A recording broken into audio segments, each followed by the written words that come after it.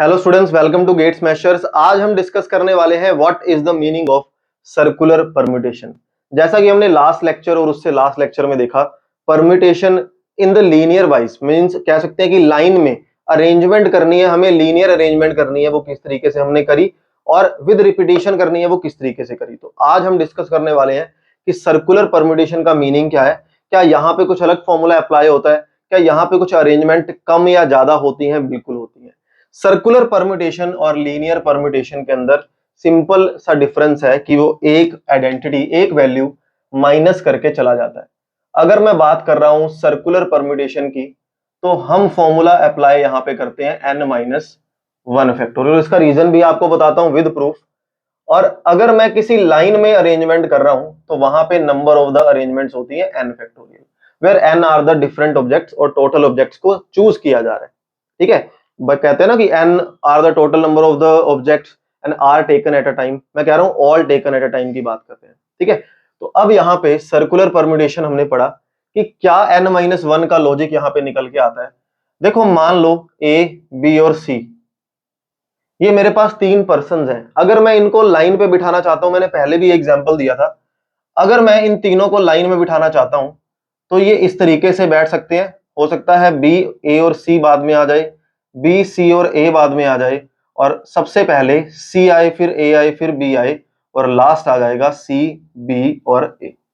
और जहां पे हमने फॉर्मूला पढ़ा था कि अगर आपको इस तरीके से वैल्यूज निकालनी है तो total number of the arrangement कितनी हो गई? 3 फैक्टोरियल। कि तीन मेरे पास पर्सन्स है और तीन को ही एट अ टाइम बिठाना है। Total number of the arrangement क्या होगी? Where n is 3, r is 3। ठीक है, तो 3 फैक्टोरियल विच इज 6। अब अगर इनको मुझे सर्कल में बिठाना हो तो सर्कल में बिठाने के लिए आप फॉर्मूला अप्लाई करोगे, दैट इज 3 माइनस 1 का factorial, that is 2 factorial, that is 4, sorry 2। अब ये दो केस क्यों निकल के आए? देखो, ध्यान से देखना। मान लो अगर मैं इनको सर्कुलर राउंड टेबल पे बिठा रहा हूं फॉर लंच और डिनर समथिंग, मैं इनको सर्कुलर टेबल पे बिठा रहा हूं तो मैं किस तरीके से बिठा सकता हूं? मान लो ऐसा ए है, सबसे पहले बैठ गया, फॉर एग्जांपल ए यहां पे बैठ गया, बी यहां पे बैठ गया और सी यहां पे बैठ गया। ए बी एन सी हो गया। हो सकता है ए के बाद बी ना बैठे, ए के बाद सी बैठ जाए और फिर बी बैठ जाए। अब कुछ मर्जी ट्राई कर लो, सर्कुलर परम्यूटेशन हमेशा यही घूमती रहेगी। कैसे? मान लो पहला केस क्या बना, ए के बाद बी बैठा है, बी के बाद सी बैठा है।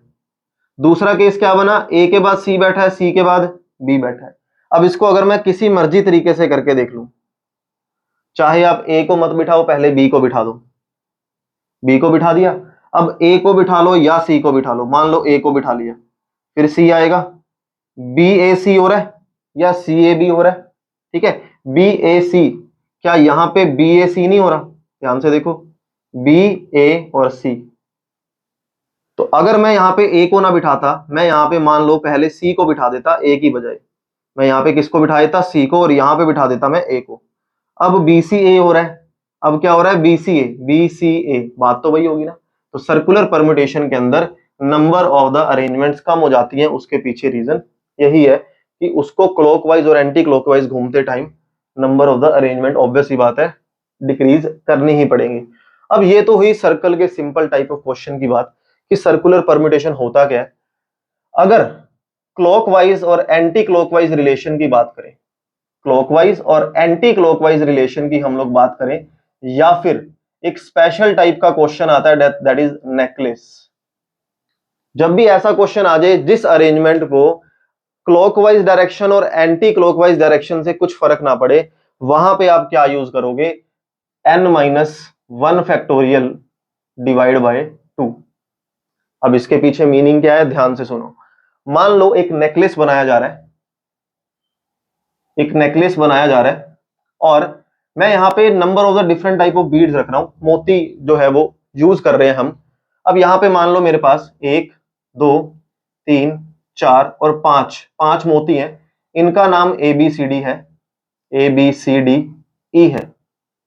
ध्यान से देखना, अगर मैं ऐसा ना करूं, मैं ऐसा कर दूं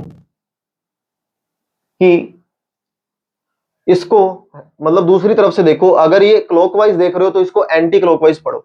ए के बाद बी है, आप एक काम करो, ए बी सी डी ई है ना, आप उल्टा करके देखो, ई डी सी बी और ए। अब थोड़ा सा ध्यान से देखो, मैं कह रहा हूं पहले सामने से, फ्रंट से कोई पर्सन इस नेकलेस को देख रहा है, तो उसको क्लॉकवाइज डायरेक्शन के अंदर कौन से बीड्स दिख रहे हैं, ए बी सी डी ई, फिर से ए। लेकिन अगर कोई पर्सन सामने से उस तरफ से अपोजिट साइड से इस नेकलेस को देख रहा है, तो उसको क्लॉकवाइज कौन से दिख रहे होंगे, ई डी सी बी ए। इसका मतलब अगर मैं क्लॉकवाइज डायरेक्शन की बात करूं और एंटी क्लॉकवाइज डायरेक्शन की बात करूं, नंबर ऑफ द अरेंजमेंट तो हाफ हो गए। ध्यान से देखो ना, एक पर्सन आपको यहां पे ए बी सी डी ई दिख रहा है, सामने वाले को यहां से ये दिख रहा है ई डी सी बी ए, तो ये दोनों नंबर ऑफ द अरेंजमेंट्स एक ही हो गए ना। या सिंपल सा लॉजिक है, इस नेकलेस को ऐसे, ये नेकलेस ऐसे पड़ा है, इसको उठा के ऐसा कर दो, तो ये मेरे पास क्या हो जाएगा, दो अरेंजमेंट की बजाय एक अरेंजमेंट हो जाएगी। तो हमने टोटल सर्कुलर अरेंजमेंट को 2 से डिवाइड कर दिया। तो ये था सर्कुलर परम्यूटेशन किस तरीके से सोल्व करते हैं, और जब एंटी क्लॉकवाइज या क्लॉकवाइज आ जाए। अच्छा, एक छोटा सा क्वेश्चन एक एग्जाम के अंदर आया था, यहां पे सर्कुलर परम्यूटेशन, ध्यान से सुनना ये क्वेश्चन, सर्कुलर परम्यूटेशन अप्लाई हो रही है, कितने तरह के नेकलेस ऐसे नंबर ऑफ अरेंजमेंट्स बन सकते हैं जहां पे x number of the beads है, ठीक है, एक्स मेरे पास मोती हैं और सारे के सारे आइडेंटिकल है, सारे के सारे क्या है, आइडेंटिकल है। आइडेंटिकल मतलब सारे मोती एक जैसे दिख रहे हैं। तो वहां पे अरेंजमेंट था x factorial, x minus 1 factorial, x minus 1 factorial divide by 2 और नन ऑफ अबव। ऑब्वियस ही बात है, सभी का ध्यान इस पे जाएगा। आप कहोगे ये लीनियर में यूज करते हैं, ये सर्कल में यूज करते हैं, सर ने ये नेकलेस के केस में बोला था, लेकिन मैंने वहां पे different types of beads, different type of मोती के बारे में बात की है, आइडेंटिकल मोतियों के बारे में मैंने बात नहीं की। अगर चेयर पे, राउंड टेबल पे इस तरह से कोई भी क्वेश्चन आइडेंटिकल चीजों को बिठाया जा रहा है, number of the arrangement none होगी, नंबर ऑफ द अरेंजमेंट 1 निकल के आएगी। मैं ए 5 मोती हैं, इसको यहां रख दूं, इसको यहां, इसको यहां, इसको यहां, क्या डिफरेंट टाइप का नेकलेस निकल के आएगा, सेम निकलेगा, ए ए ए ए ए। ऐसे ही सामने से कोई पर्सन दिख रहा है तभी भाई, जितने मर्जी परम्यूटेशन लगा लो, अरेंजमेंट लगा लो, आंसर तो 1 ही आएगा ना। तो वहां पे आंसर था नन। ठीक है, आई होप आपको टॉपिक क्लियर हुआ। अब क्वेश्चंस के बारे में बात करते हैं, 3-4 ऐसे क्वेश्चंस बताता हूं जिससे आपका कॉन्सेप्ट बहुत अच्छे से क्लियर हो जाएगा। तो if you want to note something, pause the video. तो अब देखो, सबसे फर्स्ट क्वेश्चन यहां पे है। फर्स्ट क्वेश्चन कहता है, in how many ways can 10 students be arranged in a circle और in a circle, in a line in a circle. 10 students हैं। पहले तो कहता है इन 10 के 10 बच्चों को लाइन पे कैसे बिठा सकते हो। तो ऑब्वियस सी बात है, आंसर क्या आएगा, 10 फैक्टोरियल आ जाएगा। पहले पार्ट का आंसर कि सर लाइन पे ही बिठाना है, परम्यूटेशन कर दो, 10 पे 10 कर दो। फिर कहता है सर्कल पे बिठाना है तो एक माइनस कर दो, 9 फैक्टोरियल कर दो। सिंपल क्वेश्चन था। Now second question is, statement कह रही है find the number of the ways in which 6 men, बहुत प्यारा क्वेश्चन है, 5 women can be seated at the round table so that no women will sit together. No women will sit together. No women will sit together का सीधा सीधा मतलब क्या है, no 2 women will sit together। मैंने आपको पहले भी बताया था, all women will not sit together या no 2 women will sit together। तो ये दोनों में फर्क था। ऑल का केस अलग हो जाता है और 2 का केस अलग हो जाता है कि कोई किसी को किसी के साथ नहीं बिठाना। अब यहां पे दूसरा केस है, और ऐसे केस के लिए मैंने आपको पहले क्या समझाया हुआ है, जिसको साथ नहीं बिठाना उसको छोड़ दो, बाकी बची चीजों को काउंट करो। सबसे पहले क्या हो जाएगा, 6 मेंस को बिठा दो। अगर मैं यही क्वेश्चन लाइन में लेके चलता तो क्या करता, मैं पहले 6 बॉयज को बिठा रहा हूं, ठीक है, boy number 1, boy number 2, 3, 4, 5 and 6। मैं ये करता ना, यानी कि हम बोलते हैं कि 6 बॉयज कितने तरीकों से बैठ सकते हैं, 6 फैक्टोरियल से बैठ सकते हैं। अब गर्ल्स के लिए प्लेसेस कौन सी खाली रह गई, 1 2 3 4 5 6 और 7। 7 सीटें गर्ल्स के पास हैं, लेकिन गर्ल्स हैं कितनी, 5। तो 7p5 कर दो, या 7 6 5 4 3, इस तरीके से कर दो, आंसर यही आता। लेकिन अब यहां पे इसने बात करी है सर्कल में बिठाने की। किसमें बिठाने की, सर्कल में बिठाने की बात करी है। तो भी यही ऑप्शन चूज करोगे कि जिनको इकट्ठे बिठाना है उनको एक बार के लिए इग्नोर करो। देखो 2 क्वेश्चन है, मैं बार बार एक ही चीज बोलता आ रहा हूं और हमेशा पजल करती है ये चीज।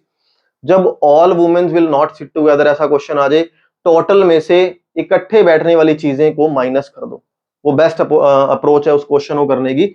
जब एक के साथ दूसरा ना बैठे, तब बेस्ट अप्रोच क्या है कि जो दूसरी वाली कंडीशन दे रखी है उसको पहले बिठा दो। 2 अलग अलग क्वेश्चन है। अब यहां देखो, सबसे पहले कह रहा है कि मैन को बिठाओ, तो मैं मैन को यानी कि पहला बॉय, दूसरा, तीसरा, चौथा और पांचवा और छठा, मैं 6 बॉयज को कितने तरीकों से बिठा सकता हूं, 6 फैक्टोरियल नहीं, 6 - 1 फैक्टोरियल, क्योंकि वो सर्कुलर बैठ रहे हैं, सर्कुलर परम्यूटेशन अप्लाई हो रही है। अब देखो ये आंसर आ गया 5 फैक्टोरियल। मल्टीप्लाई, गर्ल्स कैसे बैठेंगी, 1 2 3 4 5, गर्ल्स के पास तो 6 जगह आ गई और गर्ल्स है कितनी, 5। तो क्या इनमें सर्कुलर परम्यूटेशन लग रहा है, इनमें सिंपल परम्यूटेशन लग रहा है, क्योंकि बॉयज के बीच में बिठाना है। सर्कुलर परम्यूटेशन तो हट गया, या तो इकट्ठे बिठा रहे होते तो बात अलग थी सबको। अब यहां पे जगह फिक्स रहेगी कि इनके पास यही 6 जगह है, 6 में से मैं कितनी गर्ल्स को बिठाना चाहता हूं, 5 गर्ल्स, 5 वुमेन्स को बिठाना चाहता हूं। तो ये मेरा आंसर हो जाएगा 120। 6p5 का मतलब क्या हो गया, 6 फैक्टोरियल और 6 - 5 1 फैक्टोरियल, तो 6 फैक्टोरियल आंसर आ गया। ठीक है ना, तो ये मेरे पास आंसर आ गया। अब ये था सिंपल टाइप ऑफ, थोड़ा सा अलग तरीके का क्वेश्चन। बात करते हैं नेक्स्ट क्वेश्चन की। थर्ड क्वेश्चन देखो, prime minister of 10 countries sit at a round table. Third question है, 10 प्राइम मिनिस्टर्स हैं जिनको राउंड टेबल पे बिठाना है। In how many ways they can sit if Indian and Pakistan prime minister are not sit together. देखो हमें कहता है 10 प्राइम मिनिस्टर हैं, 10 कंट्रीज के प्राइम मिनिस्टर्स हैं, इस तरीके से अरेंजमेंट करो कि जो इंडिया और पाकिस्तान का प्राइम मिनिस्टर होगा वो इकट्ठे ना बैठे, वो इकट्ठे ना बैठे, तो उनको इकट्ठे बिठा दो। Total number of the arrangement कितनी होंगी, total number of the arrangement होगी 10 प्राइम मिनिस्टर है, सर्कल में अगर 10 को बिठाते हैं तो आंसर क्या आएगा, 9 फैक्टोरियल। और अगर मैं टुगेदर वाला केस काउंट करूं कि अगर मैं 2 प्राइम मिनिस्टर्स को इकट्ठे बिठा रहा हूं, इंडियन और पाकिस्तान को, तो बाकी बचे कितने, इनको तो 1 मान लिया, बाकी बच गए 1 2 3 4 5 6 7 8। तो इनको 1 माना जाएगा, इनको 1, तो क्या होगा 1 2 3 4 5 6 7 8 9। आप कहोगे सर अब 9 फैक्टोरियल तरीकों से ये बैठ सकते हैं, नहीं, अब ये सेट है ना पूरा, इसको तो 1 मान लिया, सर्कल पे 9 लोग कैसे बैठेंगे, 8 फैक्टोरियल। लेकिन अभी भी एक केस पेंडिंग है, हो सकता है इंडियन प्राइम मिनिस्टर यहां बैठा हो, पाकिस्तान प्राइम मिनिस्टर यहां बैठा हो। ऐसा भी तो हो सकता है कि पाकिस्तान प्राइम मिनिस्टर पहले नंबर पे हो, तब भी इकट्ठे बैठ सकते हैं। यानी कि ये 2 चीजें कितने तरह से अपनी अरेंजमेंट्स को घुमाएंगी, 2 फैक्टोरियल। तो ऐसे कितने number of the total arrangement निकल सकते हैं जहां पे ये इकट्ठे नहीं बैठेंगे, टोटल में से वो माइनस कर दो जब ये इकट्ठे बैठ रहे हैं। तो 8 फैक्टोरियल कॉमन आ जाएगा, यहां आ जाएगा 9 - 2, तो आंसर आ गया 8 फैक्टोरियल इंटू 7।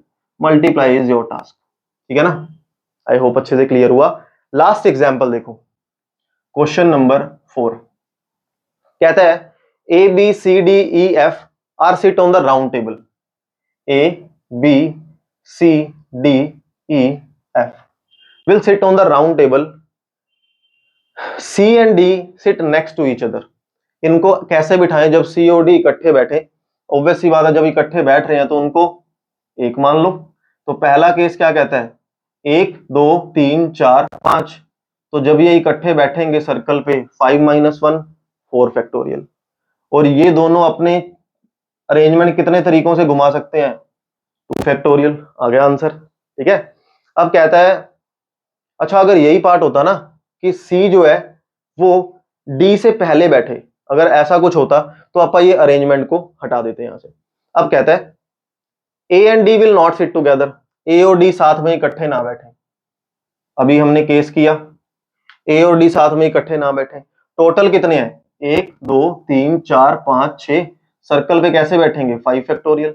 अगर ए और डी को इकट्ठे बिठा दिया तो उनको एक मान लो, बाकी बचे हुए कितने रह गए बी सी ई एफ, तो 1 2 3 4 5, 5 सर्कल पे कैसे बैठेंगे 4 फैक्टोरियल, और ये दोनों भी तो घूम सकते हैं 2 फैक्टोरियल, तो ये करेक्ट आंसर हो जाएगा। 4 फैक्टोरियल कॉमन ले लो, 5 माइनस में 2 that is equal to 72। I hope अच्छे से क्लियर हुआ।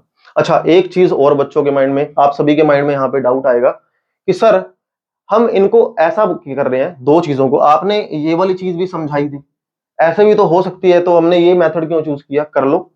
मैं ये नहीं कह रहा कि कौन सा मेथड, मैं कह रहा हूं कि बेस्ट अप्रोच कहां जो लग सकती है, उससे आपने क्वेश्चंस को सोल्व आउट करना है। अब जैसे मान लो मैं इसी क्वेश्चन को इस तरीके से हैंडल करता, वो कह रहा है ए और डी को इकट्ठे नहीं बिठाना, नॉट सिट टुगेदर।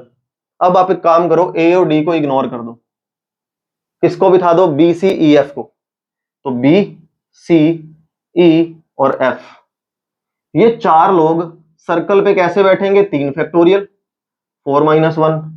अब बचे कौन ए और डी, उनके पास जगह कितनी खाली है 1 2 3 4, 4 जगह खाली है, लोग कितने हैं 2, तो आंसर क्या आ गया 3 फैक्टोरियल। इसका आंसर क्या आ जाएगा 4 3 जा 12, तो 12 इंटू 6 आंसर कितना आ गया 72। यार जिस मर्जी तरीके से अप्लाई कर लो, बस मैं आपको हर चीज की बेस्ट अप्रोच बता के जा रहा हूं। लास्ट पार्ट यहां पे कह रहा है no one from ABC will sit together, A B C तीनों इकट्ठे ना बैठे, तो भी ऐसा कर लो, यही वाली गेम लगा लो। कहता है ए बी सी इकट्ठे ना बैठे, ए बी और सी, तो बाकियों को बिठाओ डी ई एफ, इन दो तीनों में से कोई भी इकट्ठा ना बैठे, नो टू वाला आंसर है। तो 3 लोग सर्कल पे कैसे बैठेंगे 2 फैक्टोरियल, बाकी बचे हुए लोगों के पास जगह कितनी रहेगी 3 ही रहेगी, और लोग कितने हैं 3, तो आंसर क्या आ जाएगा 3 फैक्टोरियल। आंसर आ गया 6 2 जा 12। 12 तरीकों से काम हो सकता है। आई होप अच्छे से क्लियर हुआ। एक छोटा सा एग्जाम्पल पेंडिंग है, वो एग्जाम्पल क्या है, यहाँ पे हमें कहता है अगर सर्कुलर परम्यूटेशन में रिपीटिशन आ जाए, तो वो एक छोटा सा एग्जाम्पल रह गया। देखो मान लो यहां पे मैं सर्कल के अंदर रिपीटिशन कर दूं, मैं आपको बोल दूं कुछ टाइप की कैंडीज है, ये मेरे पास कैंडीज है, इनको मुझे सर्कल पे बिठाना है। अब यहां पे सर्कुलर परम्यूटेशन भी लगेगी और यहां पे सर्कुलर परम्यूटेशन विद रिपीटिशन भी लगेगी। कितने लोग हैं 1 2 3 4 5 6 7, तो सर्कल पे कैसे बैठेंगे 6 फैक्टोरियल 7 माइनस 1। आइडेंटिकल कितने हैं, 2 बार ए आ रहा है तो 2 फैक्टोरियल, 3 बार बी आ रहा है तो 3 फैक्टोरियल। इसका मतलब पता है क्या हुआ, इसका मतलब ये हुआ, अगर मैंने तुम्हें लास्ट लेक्चर के अंदर बताया था कि n factorial by p factorial q factorial और r फैक्टोरियल लगाते हो एक लाइन के अंदर, तो सर्कुलर में रिपीटिशन के साथ क्या लग जाएगा, सिर्फ टोटल नंबर ऑफ अरेंजमेंट का ही तो चेंज आ रहा है। तो आई होप आपको सारे क्वेश्चन समझ आए। तो आज हमने डिस्कस किया कि परम्यूटेशन विद रिपीटिशन क्या होता है। इससे अगली वीडियो के अंदर हम डिस्कस करने वाले हैं कॉम्बिनेशन, बेसिक कॉम्बिनेशन के फॉर्मूलाज क्या है और क्या क्या ऐसी प्रॉपर्टीज है जिसको आप as a formula direct apply कर सकते हो अपने न्यूमेरिकल के अंदर। तो नेक्स्ट वीडियो बेसिक कॉम्बिनेशन के बारे में होने वाली है, और उसके बाद हम इन 3 लेक्चर्स के ऊपर लाइव क्लास के अंदर क्वेश्चंस के बारे में बात करेंगे, जहां पे मैं PYQs भी उठाने वाला हूं। तो मिलते हैं अगली वीडियो में, सेम टाइम सेम जगह अगले दिन। Have a good day to all of you, bye bye bye.